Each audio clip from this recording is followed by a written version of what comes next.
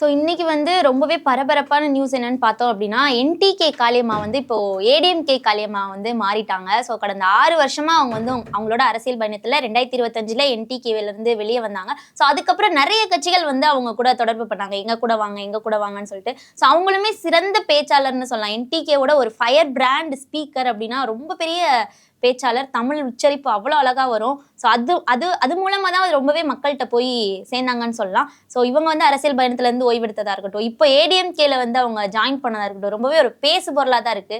So எப்படி sir Tamil தேசியத்துல இருந்து அப்படியே ஒரு திராவிட கொள்கையை வந்து எப்படி அடாப்ட் பண்ணுவாங்க? 2 விஷயம் இருக்கு நான் பார்த்த வரையும். இப்ப நீங்க சொன்னதுல ஒண்ணு வந்து எல்லா கட்சிகளுமே நாம் தமிழர்ல இருந்து வெளிய வந்த காளியம்மாள தங்கள் கட்சிக்கு கொண்டு வரணும்னு நெனச்சாங்க. அந்த அளவுக்கு அவங்களுக்கு ஒரு பொட்டன்ஷியல் இருக்கு. அவங்கள வந்து ஒரு விமென் மத்தியில ஒரு நல்ல தலைவரா நம்ம கொண்டு போகலாம். இப்ப நாம் தமிழர் மாதிரியான வளர்ந்து வரக்கூடிய கட்சியிலேயே அவங்களுக்கு அந்த மாதிரியான ஒரு பொசிஷன் கிடைக்குதுன்னா, எஸ்டாப்ளிஷ்டு பொலிட்டிக்கல் பார்ட்டிஸ்ல இன்னும் பெருசாவே கிடைக்கும். அதனால தான் எல்லாரும் என்னன்னா, கிட்டத்தட்ட இது ஒரு ஐபிஎல் மாரி ஆயிடுச்சு. இப்போ ஐபிஎல்ல ஒவ்வொருத்தரும் ஒரு டீம் வச்சிருப்பாங்களா, நல்ல டேலண்டான பிளேயர்ஸை நம்ம டீமுக்கு கொண்டு வரணும்னு எல்லாருமே முயற்சி பண்ணுவாங்க. அந்த மாதிரி ஒரு டேலண்டடான ஒரு பொலிட்டிஷியன் வரும்போது திமுக, அதிமுக, பிஜேபி, தாவேகா இந்த 4 கட்சியில இருந்துமே காளியம்மால அவங்க கட்சி கொண்டு வரதுக்கு பேச்சுவார்த்தைகள் நடந்தது. சில கட்சிகள்லாம் அவங்க ஆல்மோஸ்ட் சேர்ந்துட்டாங்க அப்படின்னு தான் வெளியில பேசப்பட்டது.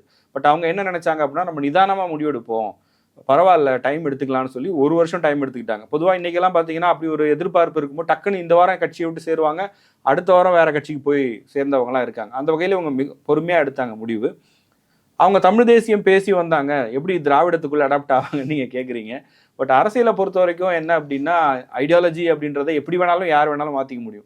திமுகலேருந்து அதிமுகவுக்கு போனவங்க, அதிமுகலேருந்து திமுகவுக்கு வந்தவங்க கூட ஓரளவுக்கு ஓகே, 2 கட்சிகளுக்கும் பெரிய வித்தியாசம் கிடையாது. திமுகலேருந்து பிஜேபிக்கு போனவங்க இருக்காங்க, பிஜேபியிலேருந்து திமுகவுக்கு வந்தவங்க இருக்காங்க. இப்படி ரொம்ப வந்து ஒரு எதிரும் புதிருமா இருக்கிறவங்க கூட போய் சேருவாங்க.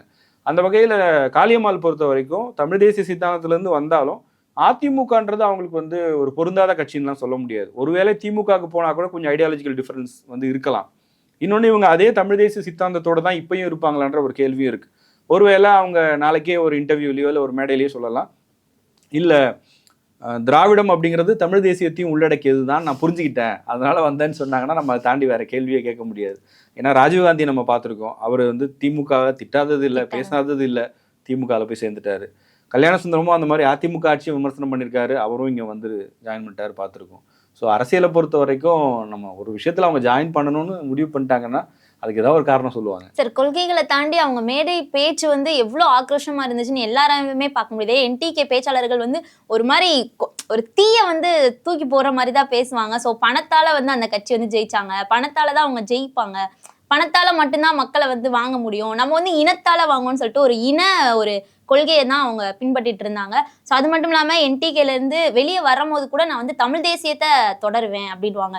ஸோ இப்பயுமே அவங்க ஏடிஎம்கேல ஜாயின் பண்ணதுக்கு அப்புறமே தமிழர்களுக்கான என்னோட அரசியல் பயணம் தொடரும் அப்படின்ற மாதிரி சொல்லியிருக்காங்க. ஸோ ஏடிஎம்கே பொறுத்தவரையும் என்னதான் தமிழர்களுக்காக பாடுபட்டாலும் அது இப்போ வந்து என்டிஏ கூட்டணியை பாஜகவோட இருக்காங்க. ஸோ வந்து நிறைய இடத்துல காளியம்மா அவர்கள் அடிமை கட்சி அப்படின்ற மாதிரி சொல்லியிருக்காங்க. என்டிகேல இருந்தும் பல பேர் சொல்லியிருக்காங்க ஏடிஎம்கே ஒரு அடிமை கட்சி, பாஜக இன்னும் ஒரு இது மாதிரி தான் இருக்காங்க. ஸோ அவங்களுக்கு தனித்துவம் இல்லை, ஜெயலலிதா அவர்கள் இல்லாத நேரத்தில் எடப்பாடி அவர்கள் ஒரு தனித்துவமான ஆட்சியை அவர் பண்ண மாட்டாரு அப்படின்ற மாதிரி. ஸோ இந்த விமர்சனம் தாண்டி எப்படி அவங்க ஐக்கியமாகுவாங்க ஏடிஎம்கேவோட? விமர்சனங்கள் வந்து இந்த 2 நாளைக்கு நீங்கள் சொன்ன மாதிரி என்ன பண்ணுவாங்கன்னா, இப்போ நாம் தமிழரில் இருக்கவங்க எல்லாம் வந்து அவங்களோட பழைய வீடியோஸ் எல்லாம் எடுத்து போட்டுக்கிட்டே இருப்பாங்க. இல்லை திமுகவும் வந்து ஏடிஎம்கேவை காளியம்மாள் திட்டின வீடியோஸ் எல்லாம் எடுத்து போடுவாங்க. 2 நாளைக்கு நடக்கும். 3வது நாள்லேருந்து இதை மறந்துட்டு வேற ஒரு விஷயத்துக்குள்ளே போயிடுவாங்க. இது வந்து யார் எந்த கட்சிக்கு போய் சேர்ந்தாலும் இது நடக்கும். யார் இப்போ நேற்று பார்த்தீங்கன்னா ஆதவர்ஜுனா வந்து ரஜினியை பற்றி பேசினார். ஸோ அது ஒரு டாப்பிக்காக மாறிச்சா. அப்போ வந்து கடந்த காலங்களில் நாம் தமிழர் வந்து ரஜினியை பற்றி என்ன பேசினாங்க, ஒவ்வொரு கட்சியும் யார் யாரை பற்றி என்ன பேசுனாங்க அப்படிங்கிறதெல்லாம் எடுத்து போட்டுக்கிட்டே இருந்தாங்க. இது வந்து இப்போ இன்றைக்கி இருக்கிற சோஷியல் மீடியா யுகத்தில் அது ரொம்ப சாதாரணமாக நடக்கும். அது காளியம்மாளுக்கும் நடக்கும். பட் அதை தாண்டி இது ஒரு பெரிய விஷயமா மாறாதுன்னு நினைக்கிறேன். பட் அதே நேரத்தில் காளியம்மாளுடைய இந்த பொலிட்டிக்கல் என்ட்ரி இருக்குல்ல, இப்போ அதிமுகக்குள்ளே அவங்க போனது அப்படின்றது வின்வின் சுச்சுவேஷன் மாதிரி. காளியம்மாளுக்கும் வந்து அதில் நிறைய பலன்களும் பெனிஃபிட்ஸும் இருக்குது. அதிமுகவுக்கும் இப்போ வந்து அப்படி ஒரு பர்சன் வந்து கண்டிப்பாக தேவை. நம்ம பார்த்தோன்னா ரீசெண்டாக நியூஸில் வந்து எல்லாரும் அதிமுகவுடைய முன்னாள் எம்எல்ஏ எங்கே சேர்ந்துட்டாரு, அதிமுகவின் முன்னாள் அமைச்சர் இங்கே சேர்ந்துட்டாருன்னு வேற கட்சிக்கு போகிறது தானே பார்த்துட்டு இருக்கோம். அப்போ மக்கள் என்ன நினைப்பாங்க, என்னப்பா இது அதிமுகலேருந்து எல்லாம் வெளியே போயிட்டே இருக்காங்க அப்படின்னு நினைக்கும் போது ஒரு மக்களுக்கு நல்லா தெரிஞ்ச ஒரு முகம் வந்து அதிமுகவில் சேரும்போது ஒரு பாசிட்டிவ் இம்பாக்டை ஏற்படுத்தும். பரவாயில்ல, அதிமுகலையும் போய் சேர்றாங்க அப்படின்னு சொல்லுவாங்க. இன்னொன்று வந்து காளியம்மாள் மாதிரியான ஒரு ஃபயர் பிராண்ட் ஸ்பீக்கர் வந்து ஏடிஎம்கேக்கு தேவை. அங்கே அந்த மாதிரி ஸ்பீக்கர்ஸ் ரொம்ப குறைவு. கல்யாண சுந்தரம் அந்த மாதிரி வெகு சிலர் தான் இருக்காங்க. அவருமே நாம் தமிழர்ல இருந்து போனவர் தான். அதிமுகவில் சீனியர் லீடர்ஸாக நிறைய பேர் இருந்தாலும் இந்த மாதிரியான யங் ஃபேஸஸ் வந்து இல்லைன்ற ஒரு இது இருக்குது. ஸோ அதை வந்து இவங்க போய் சரி பண்ணுவாங்க. அதனால அதிமுகவும் இதை அடாப்ட் பண்ணிக்கும். அந்த தொண்டர்களும் வந்து காளியம்மாளை ஒரு பெரிய விரோதியெல்லாம் பார்க்க மாட்டாங்க. இப்போது அதிமுகவோட ஒருங்கிணைப்பாளராக இருந்தவர், அதிமுகவில் 3 முறை முதலமைச்சராக இருந்தவர், திமுகவுக்கு எதிரான நிலைப்பாட்டில் அவரே போயிட்டு திமுகவில் சேரும்போது அவங்க வந்து மெர்ஜ் ஆயிடுறாங்க, ஜெல் ஆயிடுறாங்க அப்படின்னா காளியம்மாள் அப்படி ஒன்றும் பேசலையே. இன்னும் சொல்லப்போனால் அவங்க இருந்த நாம் தமிழருக்கே அதிமுக மேலே பெரிய எதிர்ப்பெல்லாம் இல்லை. இலை மலர்ந்தால் ஈழம் மலரும்னு சீமான் பேசியிருக்காரு. எடப்பாடி பழனிசாமியோட அவருக்கும் ஒரு நல்ல நட்பு நெருக்கம்லாம் இருந்துச்சு. அதனால இது வந்து ஒரு பொருந்தாத இடத்துல போய் அவங்க சேர்ந்துட்டாங்க அப்படின்னு என்னால் பார்க்க முடியல. அது அப்படி இருக்கவும் இருக்காதுன்னு தான் தோணுது. அதனால அவங்க ஏடிஎம்கே ஜாயின் பண்ணப்போ கூட வந்து ஒரு பச்சை தமிழன் கீழே நான் வந்து ஜாயின் பண்றது எனக்கு பெருமையாக தான் இருக்கு அப்படின்ற மாதிரி நோட்ஸ் எல்லாம் கொடுத்தாங்க. ஸோ அதே மாதிரி இப்போ அவங்க ஏடிஎம்கேல ஜாயின் பண்றது ஒரு பெரிய ஸ்ட்ராட்டஜி அப்படின்னு தான் பார்க்க முடியுது. ஏன்னா இப்போ தேர்தல் நெருங்கிக்கிட்டு இருக்கு. ஸோ அவங்களுக்கும் சீட்ஸ் வந்து அலாட் பண்ணலாம். ஸோ இந்த மாதிரி ஒரு சிச்சுவேஷன்லாம் அவங்க ஜாயின் பண்ணது ஒரு நல்ல விதமான ஒரு முடிவு அப்படின்ற மாதிரி தான் பார்க்க முடியுது. ஏன்னா நிறைய பேர் பேசிட்டு இருந்தாங்க. ஈவன் நம்ம டிவிகேல கூட அவ்வளோ பேசினாங்க. டிவிகேல ஜாயின் பண்ண போறாங்க, நியூஸ்லாம் வந்துருச்சு, டிவிகேல அவங்க ஜாயினட் அப்படின்னு சொல்லிட்டு. ஆனா அப்படிலாம் வந்து இல்ல, நான் இன்னும் வந்து என்னோட அரசியல் முடிவை யார் கூட பயணிக்க போறேன்னு முடிவெல்லாம் தெரிவிக்கல அப்படின்ற மாதிரி அவங்க சொன்னாங்க. ஸோ இப்போ ஏடிஎம்கேயோட இந்த மூவ் வந்து கரெக்டான முடிவுன்ற மாதிரி தான் பார்க்கப்படுது. நீங்க எப்படி சார் பாக்குறீங்க? கண்டிப்பா டிவிகே மிஸ் பண்ணிட்டாங்கன்னு சொல்லலாம். ஏடிஎம்கே பத்தி பேசுறதோ இல்லை டிஎம்கே பத்தி பேசுறதை விட டிவிகே வந்து ஒரு நல்ல ஸ்பீக்கரை, நல்ல ஒரு பேச்சாளரை மிஸ் பண்ணிடுச்சு. ஏன்னா அவங்களுக்கு அது ஒரு பெரிய ட்ராபேக்கு. விஜய் மாதிரி ஒரு பெரிய பாப்புலாரிட்டி இருக்க கட்சியில் இன்றைக்கி யார் பேசினாலும் வந்து மக்கள் கவனிக்கிறாங்க. அப்படி இருக்கிற இடத்துல வந்து ஒரு ஐடியாலஜிக்கலாக ஸ்ட்ராங்காக இருக்கிறவங்க இருக்காங்க, இல்லவே இல்லைன்னு நம்ம சொல்லலை. பட் காளியம்மாள் மாதிரி ஒருத்தரை தாவேக்கா மிஸ் பண்ணிடுச்சின்னு நான் சொல்லுவேன். ஏன்னா அவங்க, நான் கேள்விப்பட்ட வரைக்கும் அவங்க ஆல்மோஸ்ட் தாவேக்கால் இணைவதற்கான எல்லா வேலைகளுமே நடந்து முக்கியமான நபர்கள்லாம் சந்தித்து பேசிட்டாங்கன்னே சொன்னாங்க. அதுக்கப்புறம் அது ஏன் நடக்காமல் போயிடுச்சுன்னு தெரியல. அதுவும் ஒருவேளை இந்த நேரத்தில் அவங்க தாவேக்கால போய் சேர்ந்திருந்தா அவங்களுக்கு அது ஒரு பேக்ஃபயராக மாறி இருக்கும். ஏன்னா இப்போ வேற சில விமர்சனங்களை தாவேக்கா சந்திச்சிட்டு இருக்கு இல்லையா, விஜயோட தனிப்பட்ட வாழ்க்கை பற்றிலாம் பேசுகிறாங்க. இந்த நேரத்தில் அங்கே போயிருந்தா அது அவங்களுக்கும் ஒரு தர்ம சங்கடமாக இருந்திருக்கும். ஏன்னா அவங்க ஒரு இன்டர்வியூ கொடுத்தாலோ மேடையில் பேசினாலோ இந்த விஷயங்களெல்லாம் டிஃபெண்ட் பண்ண வேண்டியதாக இருக்கும். ஐடியாலஜிக்கலாக பேசுறது வேற, ஒரு தனிநபருக்காக பேசுறது வேற இல்லையா. அதனால அந்த வகையில் வந்து அவங்களும் தப்பிச்சிட்டாங்கன்னே சொல்லலாம். இந்த நேரத்தில் போயிருந்தாங்கன்னா அவங்களுக்கு நெகட்டிவ் இமேஜ் வந்திருக்கும். ஏடிஎம்கேன்னு வரும்போது அவங்களுக்கு இன்னொரு அட்வான்டேஜ் என்ன அப்படின்னா, அது செல்வி ஜெயலலிதாவால் வளர்த்தெடுக்கப்பட்ட கட்சி, அவங்களுடைய அடையாளமும் அங்கே இருக்கு இல்லையா. அவங்களும் கடந்த காலங்களில் ஜெயலலிதா பற்றிலாம் பாசிட்டிவாக பேசியிருக்காங்க. ஸோ அதனால் நான் இங்கே வந்ததுக்கு இதுவும் ஒரு காரணம். அம்மா எனக்கு பிடிக்கும், அவங்களுடைய ஆளுமை பிடிக்கும், தைரியம் பிடிக்கும்னு சொல்லிட்டாங்கன்னா ஈஸியாக வந்து அந்த தொண்டர்களோட மெர்ஜ் ஆயிடுவாங்க.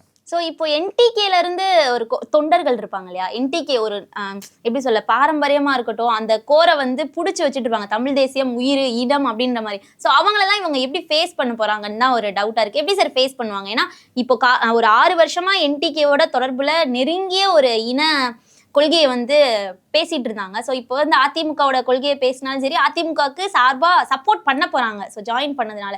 ஸோ இதை எப்படி ஃபேஸ் பண்ணுவாங்க? அந்த தொண்டர்கள் வந்து எப்படி கொந்தளிக்க போறாங்க? கண்டிப்பாக கொந்தளிக்க மாட்டாங்க. ஏன்னா நிச்சயமாக கொந்தளிக்க மாட்டாங்க. ஏன்னா காளியம்மாள் வந்து பார்த்தீங்கன்னா நாம் தமிழர்லேருந்து வெளியே வந்தாலும் சீமானை பற்றியோ இல்லை அந்த கட்சியை பற்றியோ எங்கேயுமே தரக்குறைவாக பேசவே இல்லை. அதுக்கு வந்து அவங்களே என்ன சொன்னாங்கன்னா, நான் இன்னைக்கு வந்து மக்களால் அறியப்படுறேன், மக்களுக்கு எனக்கு தெரியுதுன்னா சீமான் தான் காரணம். அவங்களோட ஒரு கருத்து வேறுபாடு இருக்குன்னு வெளியே வந்ததுனால நான் வந்து அவங்கள விமர்சனம் பண்ணணும் இல்லை அவதூறு பரப்பணும்னு அவசியமே இல்லைன்னு சொன்னது உண்மையிலே கண்ணியமான ஒரு விஷயம். நிறைய பேர் வந்து இப்படி இருக்க மாட்டாங்க, வெளியில வந்த உடனே அவங்கள கண்ணா பின்னான்னு பேசுறது. அதனால நாம் தமிழர் தொண்டர்கள் வந்து அவங்க மேல கோவப்பட மாட்டாங்க. இனிமே மேடை பேச்சுகளை என்டிகேவை விமர்சனம் பண்ற மாதிரி தேவையே வராது, வரவே வராது. ஏன்னா அவங்க இருக்கிறது அதிமுகல. அதிமுகவுக்கு நாம் தமிழர் எப்பவுமே எதிரியோ அந்த மாதிரி இடத்துல இருக்க வேண்டிய அவசியமே இல்லை. ஒருவேளை திமுகல இருந்தாலோ இல்லை டிவிகேல இருந்தாலோ அது அதிகமா அவங்களுக்கு வந்திருக்கலாம். அதிமுகல அப்படி ஒரு தேவையே வராது. ஏன்னா எடப்பாடி பழனிசாமி எங்கேயாவது சீமானை பத்தி பேசியிருக்காரா? ஏன்னா அவங்களுக்கு அவங்க எதிரியே கிடையாது. சொல்ல போனா அதிமுகவுக்கும் நாம் தமிழருக்கும் காமனான எதிரி அப்படின்னா அது டிஎம்கேவா தான் இருக்கும். ஸோ அந்த மாதிரி பிரச்சனை வராது. இன்னொன்று வந்து நானே பல இடங்கள்ல பார்த்தேன், காளியம்மாள் வந்து இன்னைக்கு நாம் தமிழரை விட்டு விலகி இருந்தாலும் இன்னைக்கும் அவங்க கட்சியை சேர்ந்த தொண்டர்கள் காளியம்மாளை பொது இடங்கள்ல பார்க்கும்போது போய் வந்து அதே அன்போட அதே வாஞ்சையோட பழகுறாங்க, அவங்களோட செல்ஃபி எடுத்துக்கிறாங்க. சொல்லப்போனா அவங்க என்ன சொல்லுவாங்கன்னா, ஐயோ நம்ம மிஸ் பண்ணிட்டோம் காளியம்மாள் அக்காவை, அவங்க நம்ம கட்சியில் இருந்திருக்கணுமோ அப்படிங்கிற எண்ணம் தான் நாம் தமிழர் தொண்டர்களுக்கு இருக்கிறத பார்க்க முடியுதே தவிர வேற எதுவும் இல்லை. இன்னும் சீமானும் கூட சொல்லலாம். சீமான் கூட என்னன்னா, காளியம்மால வந்து அவர் ஒரு ஆடியோ வந்துச்சு, அப்போ கிரிட்டிசிசம்லாம் வந்துச்சு. பட் அதுக்கப்புறம் அவர் வந்து அதை பெருசாக எடுத்துக்கல. நீங்கள் வேணா பாருங்க, ஒரு இப்போ சீமான்ட்ட கேட்பாங்கல்ல, உங்க கட்சியில இருந்து காளியம்மாள் வந்து ஜாயின் பண்ணிட்டாங்கன்னு கேட்டா, அவர் தங்கை எங்க இருந்தாலும் நல்லா இருக்கட்டும், எனக்கு ஒன்றும் பிரச்சனை இல்லை, நல்லா இருந்தா சந்தோஷம் தான், அதை தாண்டி அதில் பேசுறதுக்கு என்ன இருக்கு அப்படின்னு சொல்லிட்டு தான் அவர் போவாரே தவிர அவங்கள அட்டாக் பண்ணி பேச மாட்டாருன்னு நான் பார்க்குறேன். ஸோ இந்த தேர்தலில் அவங்கள வேட்பாளராக பார்க்க முடியுமா சார்? 100% வாய்ப்பு இருக்கு. ஏன்னா அவங்க எல்லா கட்சிகளையும் பேச்சுவார்த்தை நடத்தும்போது தனக்கு என்ன அங்கீகாரம், தனக்கான இடம் என்னன்றதை கேட்டிருக்காங்க. அதில் வந்து தேர்தல் அரசியலில் ஏற்கனவே அவங்க ஷைன் பண்ணியிருக்காங்க. போன பார்லிமெண்ட் எலெக்ஷன்லேயே பார்த்தீங்கன்னா நாம் தமிழர் வேட்பாளராக இருக்கும்போது அவங்க நின்ன தொகுதியில் மிகப்பெரிய அளவுக்கு ஓட்டு வாங்கியிருந்தாங்க. நாம் தமிழரில் நல்லா பர்ஃபார்ம் பண்ண வேட்பாளர்களில் அவங்களும் ஒருத்தர். அப்போ வந்து அவங்க இந்த முறை அங்கே வேட்பாளராக போகிறாங்க, இரட்டை இலை சின்னத்தில் நிற்கிறாங்கன்னா ஜெயிக்கிறதுக்கான வாய்ப்பும் நிறையவே இருக்குது. டெஃபினட்டாக அவங்கள நம்ம அதிமுக வேட்பாளராக பார்க்கலாம், அது நடக்கும். அது மட்டும் இல்லாமல் கட்சியிலையுமே அவங்களுக்கு முக்கியமான பொறுப்பு கிடைக்க போகுது அப்படின்னு சொல்றாங்க. அதற்கான அறிவிப்பும் வந்துடும் சீக்கிரமேன்னு சொல்றாங்க. ஸோ வந்து இப்போ இந்த முடிவு காளியம்மா அவர்களோட இந்த முடிவு வந்து ஒரு பெரிய ஸ்ட்ராட்டஜியை தாண்டி ஒரு பிளானை தாண்டி ஒரு நல்ல மூவ்னு தான் பார்க்க முடியுது. ஸோ கூடிய விரைவில் வந்து 2026 தேர்தலுக்கான வேட்பாளராக பார்க்கலாம் அப்படின்னு நீங்க சொன்னதுனால பார்க்கலான்னு எதிர்பார்க்கிறோம். ஸோ காளியம்மா அவர்கள் ஏடிஎம்கேல சேர்ந்தது எங்களோட ஒப்பீனியன் நாங்கள் வந்து வச்சுட்டோம். ஸோ உங்களுக்கு ஏதாவது ஒப்பீனியன் இருந்துச்சுன்னா மறக்காம கமெண்ட்ஸ்ல சொல்லுங்க. நன்றி.